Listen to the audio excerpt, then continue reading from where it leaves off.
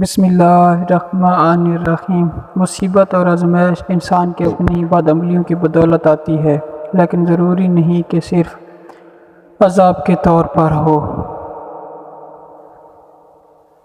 بلکہ بعض اوقات بندے کے گناہ معاف کرنے کے لیے اس کا رب اس کو آزمائش میں مبتلا کر کے اس کے گناہ بخش دیتا ہے۔ اب عذاب اور آزمائش کے درمیان فرق کا کیسے پتہ چلتا ہے کہ یہ عذاب ہے یا ہماری آزمائش؟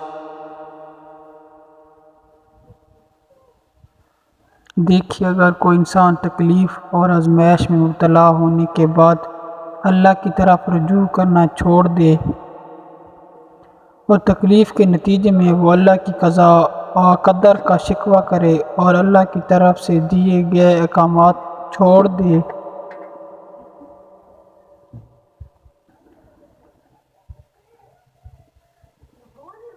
اور اللہ سے جڑنے کی بجائے اللہ سے دور ہو جائے، تو یہ اس بات کی علامت ہے کہ یہ تکلیف اللہ کی طرف سے عذاب ہے۔ اور اگر انسان تکلیف اور مشکلات آنے پر اللہ کی طرف رجوع کر رہا ہو اور اس پر استغفار کر رہا ہو اور تکلیف و آزمائش پر صبر کر کے اللہ سے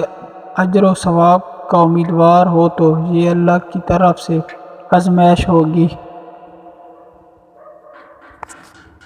پیارے اسلامی بہن بھائیوں، جب بھی کوئی مصیبت آئے، مشکل آئے تو اس پر صبر کریں،